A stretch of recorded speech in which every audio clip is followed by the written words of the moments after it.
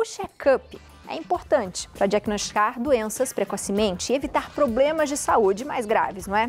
No mundo pet, isso não é diferente. Os animais também podem fazer exames conhecidos como dos humanos, como raio-x, eletrocardiograma, hemograma. Para explicar quais são alguns exames de rotina que podem ser feitos em cães e gatos, eu recebo aqui na nossa casa o veterinário Modesto Tofanello e o Ozzy, que tem 9 anos. Seja muito bem-vindo, doutor! Olá, Oi, Ozzy, tudo bem? Lambejo para você, Ozzy, tudo bem? Seja bem-vindo, doutor. Muito obrigado, Beni. Queria agradecer muito vir, a você, a TV Aparecida, ao programa, pelo convite, tá? Vamos conversar hoje de exames de rotina em cães e gatos. As pessoas, quando vão levar sempre ao veterinário, falam, eu vou levar o veterinário para fazer a consulta. Sim. Mas nem sempre as pessoas se identificam que tem que fazer um exame. Qual que é a importância, doutor? Exatamente, né? A gente tem dois tipos de situação na rotina nossa. A gente tem o que acontece, na maioria das vezes, que é os tutores, né? A gente chama os donos de tutores dos animais. Eles levam ao veterinário, geralmente, quando eles percebem algum problema. Seja muito leve, seja médio, seja muito grave, né? E nesse caso, realmente, o animal precisa do atendimento. Mas o ideal também é que se faça check-ups periódicos quando o animal aparentemente está saudável. Porque é ali que a gente consegue detectar e diagnosticar algumas doenças quando elas estão na forma dela subclínica, silenciosa. Tem algumas doenças que elas são de curso lento e progressivo, que quando o animal vai demonstrar algum sintoma, às vezes a doença já está no estágio bem avançado. Então a gente identifica essas doenças com os exames periódicos, né?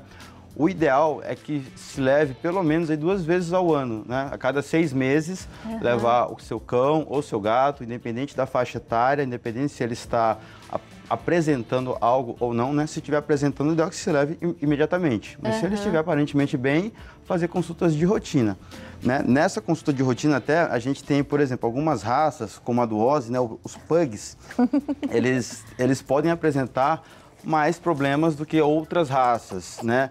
Como, por exemplo, problemas oftálmicos, que essas raças do olhinho, né? Eles têm um focinho achatado, que a gente chama de braquicefálicos, como, por exemplo, os pugs, os bulldogs, e eles têm uma propensão maior a apresentar problemas oftálmicos, problemas respiratórios. Por causa do narizinho, né? Por causa do narizinho achatado, tem umas doenças específicas dessa conformação de animais, que são os braquicefálicos. E se a gente, às vezes, diagnostica elas precocemente, o tratamento se torna muito mais fácil e menos agressivo, né? Também eles apresentam muito problemas de pele, né? O pug, por ele ter essas dobrinhas aqui na frente do focinho, eles podem apresentar probleminhas dermatológicos que muitas vezes, até por conta da correria, os tutores vão perceber num estágio um pouco mais avançado, né? Até recentemente, né, eu apresentei uma coluna onde eu falo da relação entre os animais e as pessoas em tempos de pandemia. Pelas pessoas ficarem mais em casa, elas acabaram observando mais os seus animais, levando mais ao veterinário. Isso foi muito importante. Espero que essa rotina de observar continue após, né, o término aí da pandemia. Então, até mesmo, né, doutor? Porque assim, eu tenho pet em casa. Eu adoro essa respiração. Eu tenho pet em casa e a gente às vezes vê que eles não reclamam. Eles demoram para demonstrar que tem dor ou que não tá tudo bem. Então, por isso que a gente tem que ficar bem atento, né? Exatamente, porque eles não falam, né? Eles não falam como a gente, de chegar e falar, oi, mamãe, eu tô com uma dorzinha de barriga, eu comi algo estranho. A gente vai perceber quando o animal já começa a demonstrar alguns sintomas um pouco mais graves. Por isso que é importante essa avaliação periódica, né? A gente detecta certas coisas antes que elas aconteçam.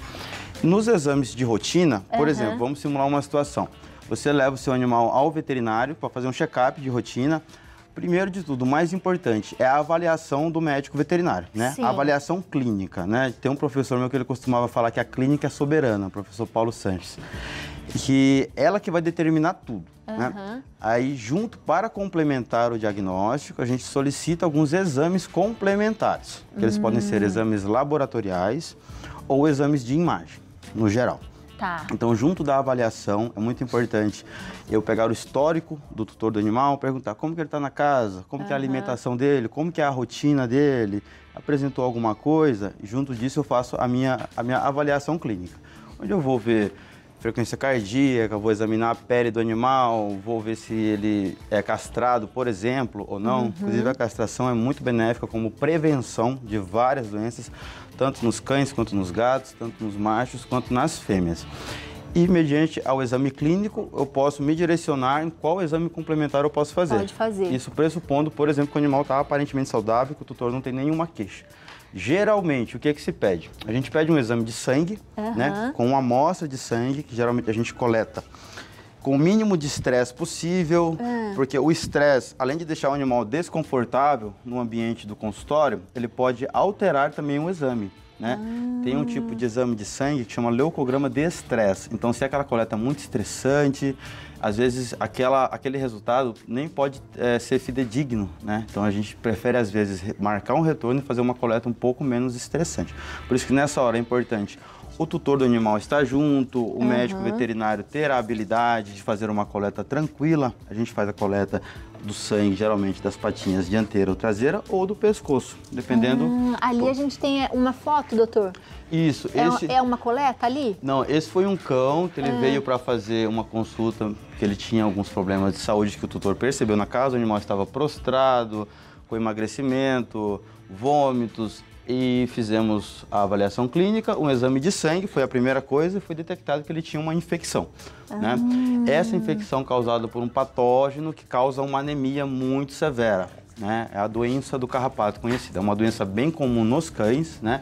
E a doença, quando ela está no estágio mais avançado, ela pode causar uma anemia tão severa que o animal precise de uma transfusão. Por isso que é importante. Essa doença, muitos animais têm essa doença no organismo por vários anos sem apresentar sintoma nenhum. A doença fica lá, meio que escondida, o sistema imunológico do animal tenta combater, mas não zera a infecção, fica naquela coisa nem lá nem cá, que o animal não apresenta sintomas. Aí tem algum episódio que baixa a imunidade do animal e ali a doença se sobressai. Por exemplo, filhotes, imunidade baixa. Idosos, imunidade baixa. Mudança de ambiente. Eu mudei é muito comum chegar na clínica, eu mudei de casa e dali uma semana ele começou a ficar muito amuadinho, sem apetite, né? A gente faz um exame de sangue e a gente detecta, o seu animal tem doença do carrapato, né? O que a gente consegue detectar com os exames de sangue, doutor? Exame de sangue a gente consegue identificar distúrbios que causam anemia, porque no hemograma a gente tem os glóbulos vermelhos e os glóbulos brancos, que são as células do sistema imunológico. Tem as plaquetas e as proteínas também. Então, nos glóbulos vermelhos, a gente detecta principalmente doenças que causam anemia. Anemia tem várias causas. Tem anemia que vem por doenças infecciosas, tem anemia que vem por distúrbios em alguns órgãos, como, por exemplo, doença renal pode causar anemia. Por isso que é importante a gente correlacionar alguns exames. E tem também doenças que causam anemia que são de caráter nutricional. Então, ali a gente faz o hemograma, tem ou não anemia, na série vermelha.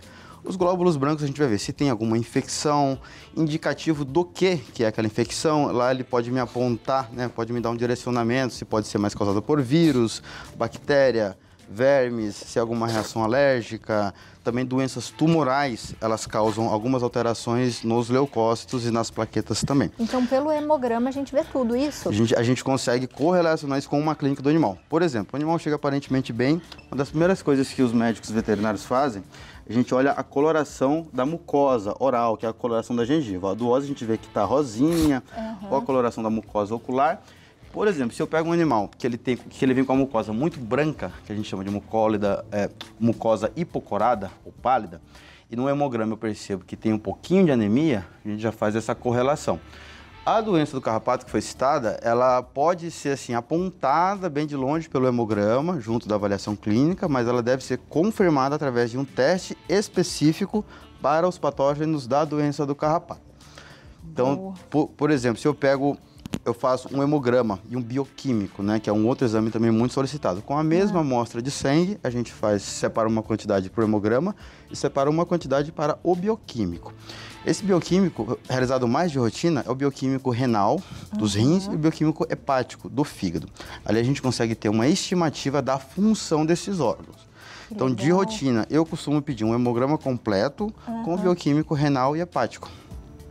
No bioquímico hepático, a gente dosa algumas enzimas, que através da quantidade que elas aparecem no exame, a gente pode estimar se esse órgão está tendo algum problema, algum distúrbio, está trabalhando sobrecarregado, ou não. Mesma coisa nos rins, né? Os rins a gente dosa algumas substâncias, né? Que é a ureia e a creatinina. Se elas se apresentarem elevadas, eu posso correlacionar isso com alguma queixa do tutor ou até com o próprio hemograma. Que demais, doutor. Então, a gente também tem um que é aqui, que é um vídeo do eletrocardiograma, é isso? Eletrocardiograma é um exame muito importante. Os PETs, né? Principalmente Ozzy, 9 anos de idade, né? A gente tem que se atentar, fazer esses check-ups periódicos para detectar doenças que afetam o coração, né?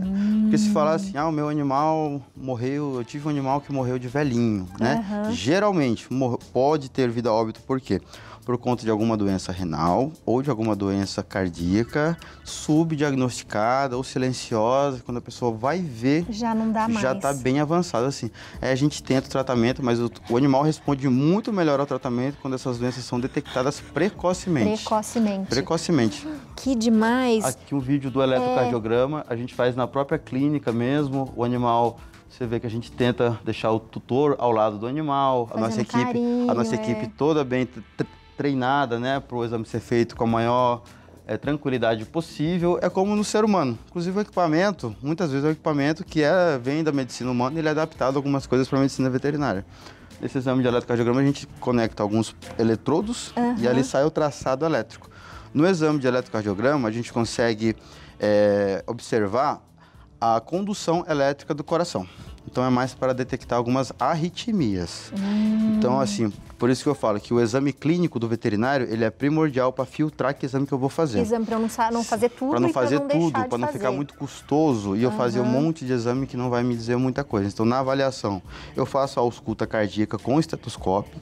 Eu posso auscultar, basicamente, né, tem mais coisa, mas 2 tipos de problema. Uma arritmia, que é um ritmo cardíaco fora do normal, ou um sopro, por exemplo. O sopro, geralmente, ele pode ser problema nas válvulas cardíacas. Então, eu posso me direcionar se eu vou pedir um eletrocardiograma ou um ecocardiograma. O ecocardiograma, ele me dá a visão da morfologia, da forma do coração. Consigo ver as válvulas cardíacas trabalhando. É isso que é o eco. É o ecocardiograma, exatamente. No mesmo animal, foi feito o eletro e o ecocardiograma. Era um animal, acho que é a raposinha, é um animal já de idade avançada.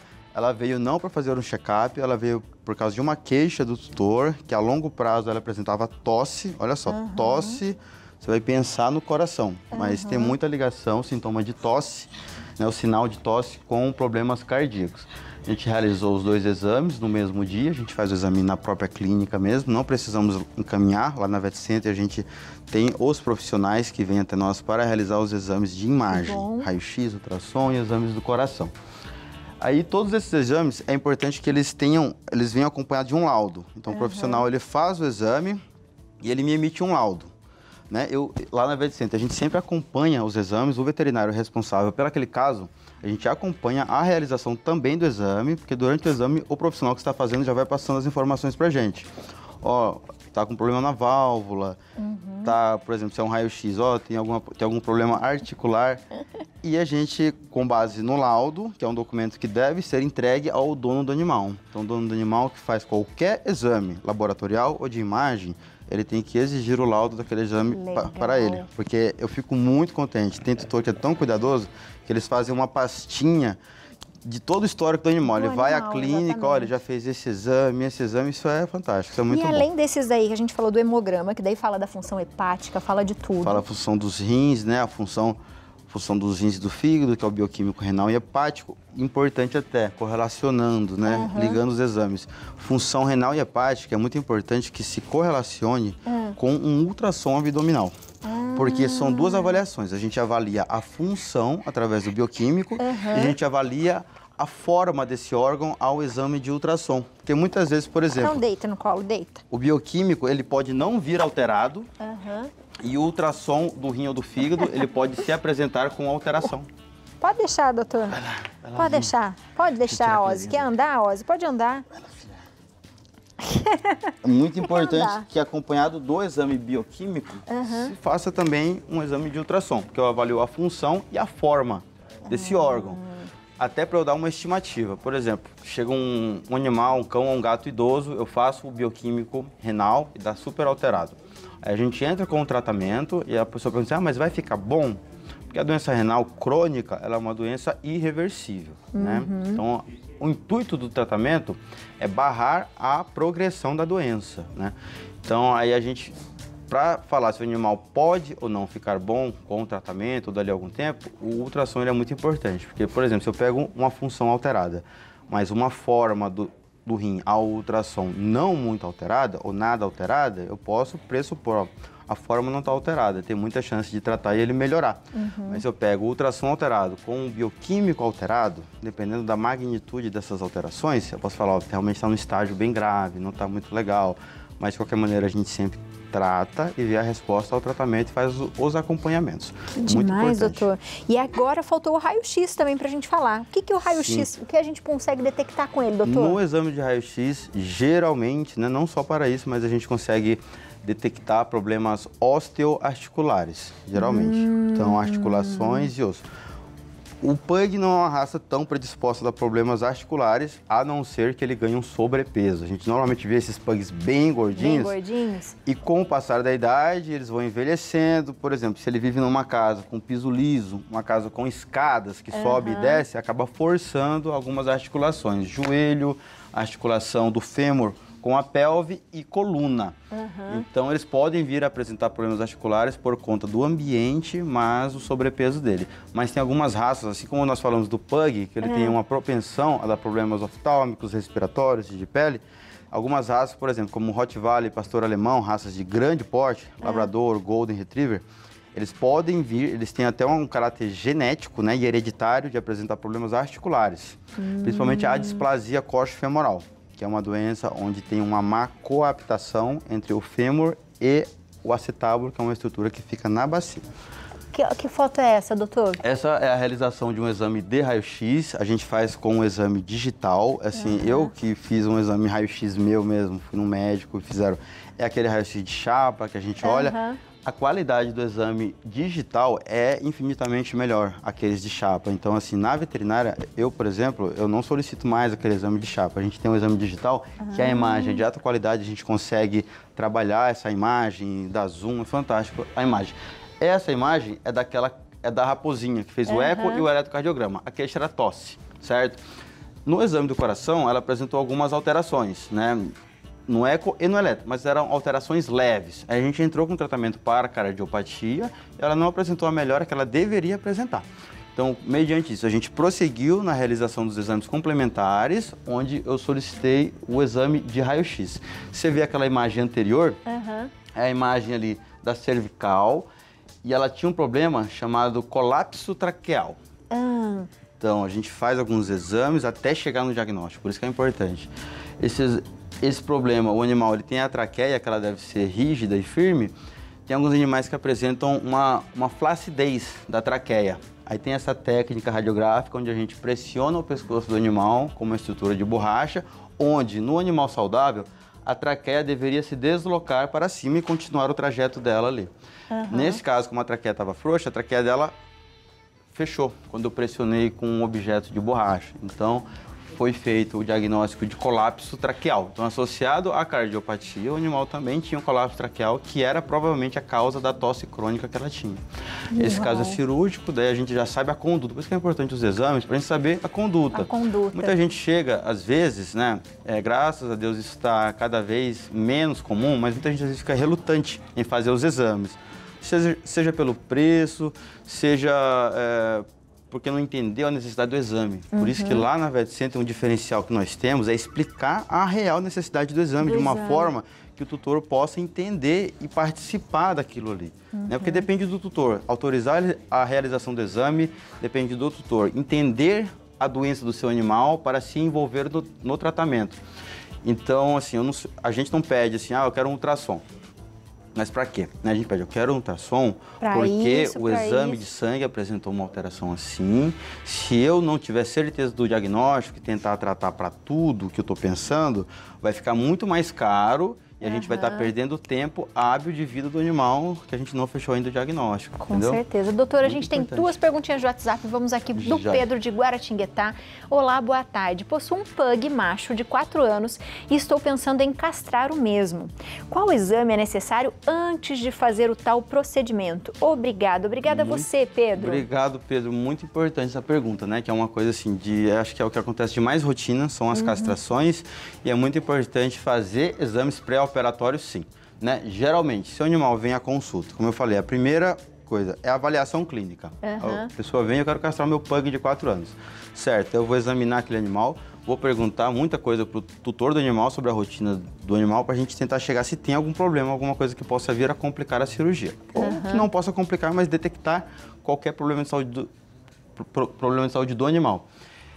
Geralmente se pede um exame de sangue com bioquímico renal e hepático e é bom também que se faça uma avaliação cardíaca. Porque apesar de não ser um animal muito idoso, um pug de 4 anos, mas existem algumas cardiopatias que elas podem aparecer precocemente, que elas são de origens congênitas ou genéticas e muitas vezes o animal não demonstra o sintoma daquele problema. Aí qual que é o problema? Não é nem a cirurgia em si. Uma cirurgia de castração de um cão macho, ela demora poucos minutos para ser realizada.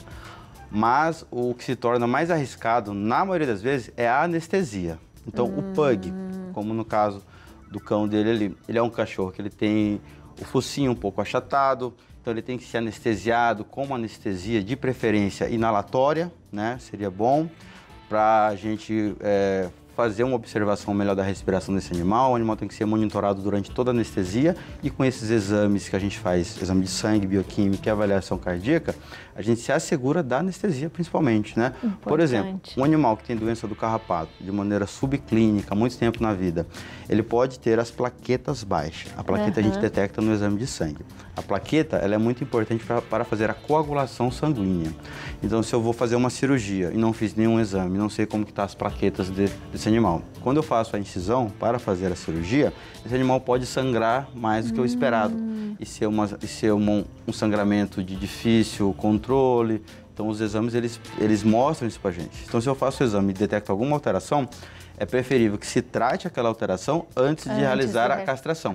Sendo que a castração é um procedimento que a gente chama de eletivo. Ele é um procedimento assim, que não é imprescindível para o animal viver ou não naquele momento. Então, é um procedimento que a gente pode realizar com todos os cuidados possíveis. A outra pergunta que a gente tinha falava um pouquinho sobre isso, ó.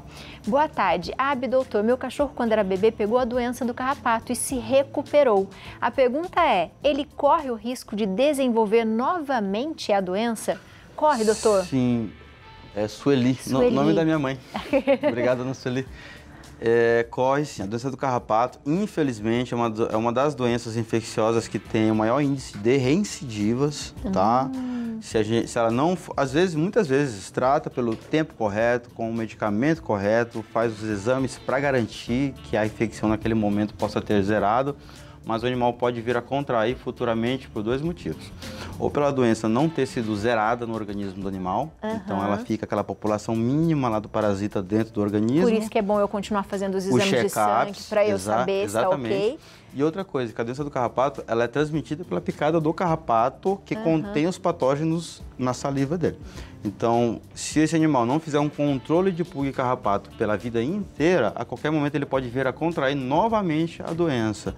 Por isso que é importante. Muita gente fala assim, mas meu cachorro não tem doença do carrapato porque eu moro em apartamento, nunca vi um carrapato no corpo dele. Mas se um carrapato contaminado picar um cão em qualquer momento da vida dele e o carrapato estiver contaminado, o animal já pode contrair a doença e ficar ali, às vezes, de forma subclínica, escondida por vários anos ou meses e depois apresentar a doença.